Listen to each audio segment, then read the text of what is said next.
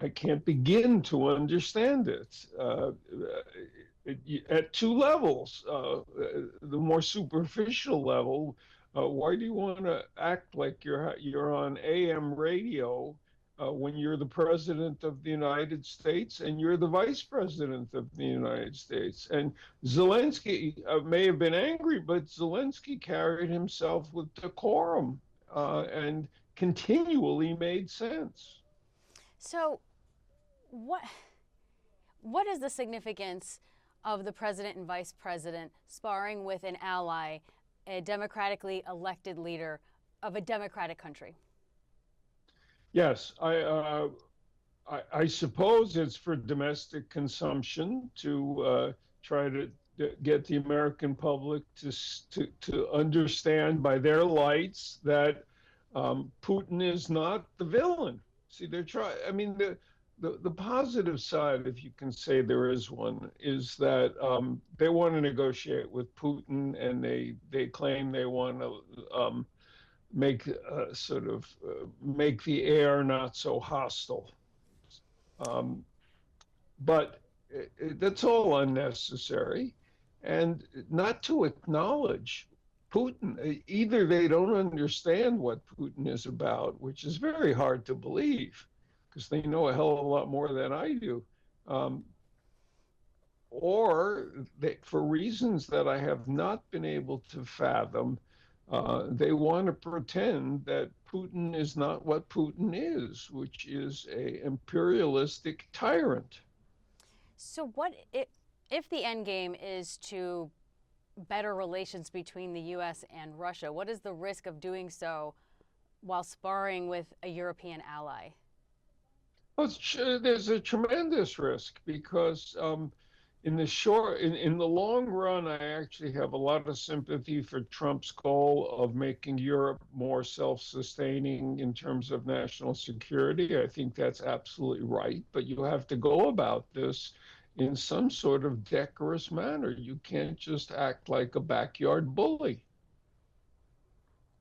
So, what about the idea that this unfolded in the Oval Office of the White House in front of cameras that have a worldwide audience?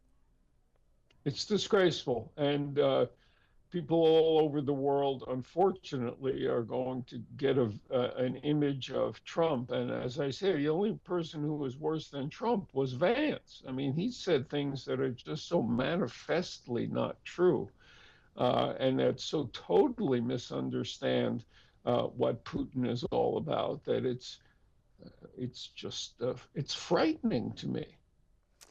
Can you enumerate some of the falsehoods as you see them?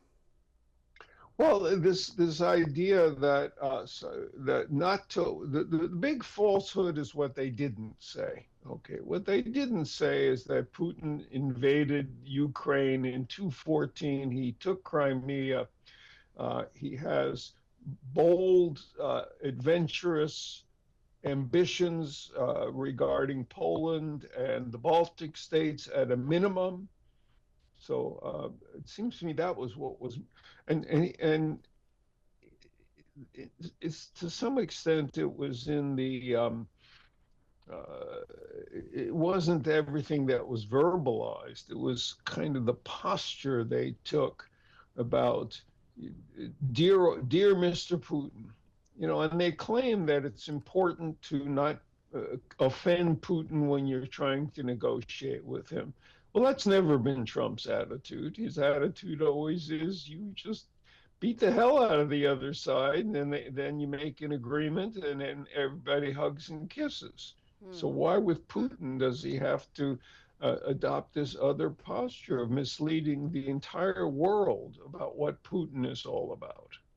So I have seen some analysis as well, though, that feels that it was good that the president took this firm stance, good that the president and the vice president suggested perhaps Ukraine was not grateful enough. Well, where gratitude in world politics is almost a non sequitur.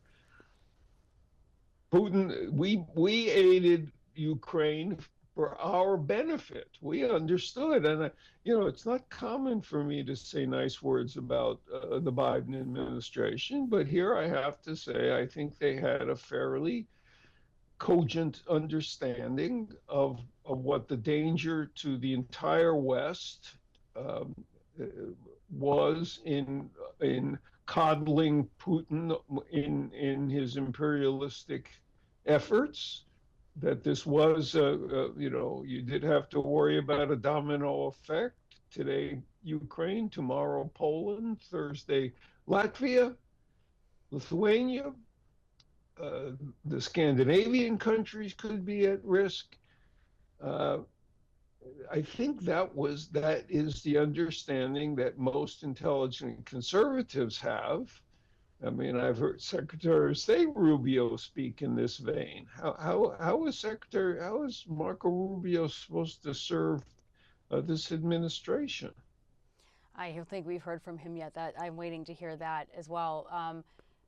I think President Zelenskyy was trying to make that point when he had said, if we don't stop Putin, you will feel the effects of this someday. And President Trump took great umbrage to that. And Zelenskyy was trying to come back and say, the effects. Yes, you have the ocean, but you're going to feel influence.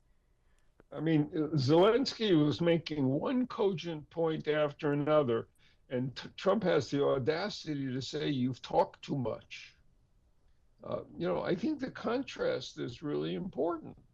Zelenskyy behaved himself as an adult, as a statesman, and laid out the really crucial points required to understand this dreadful situation we're in. And Trump simply, made offhand comments. He said, now I'm asking you a question. He said Zelenskyy campaigned for Harris. Huh? Yeah. You can say things that are untrue, but what do you gain when they're so transparently untrue?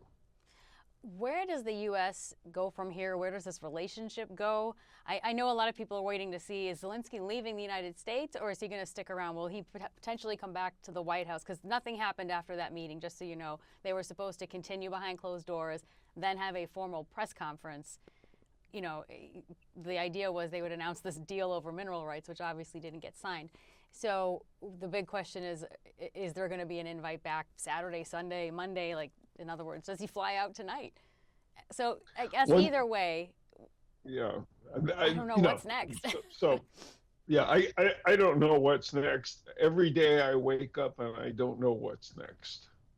Yeah, most of us don't. But I guess on a world stage, there's European allies that are showing support to Ukraine online.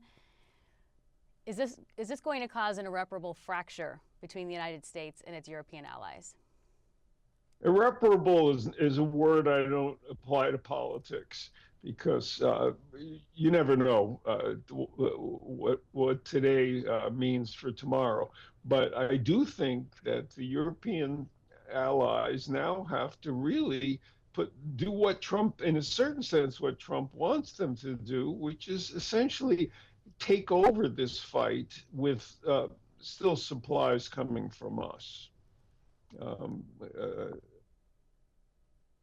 It's really the key players at this moment are less Trump and Zelenskyy than they are Macron and Merz and Starmer. This is going to become a European war, and at least for the next, if God help us, I hope it doesn't last another 4 years, but at least for another 4 years. Okay, it's a lot to take in. The poor journalists that were in the room, I think it was I just couldn't imagine. That was I guess, is it fair to call that a historical moment in U.S. history?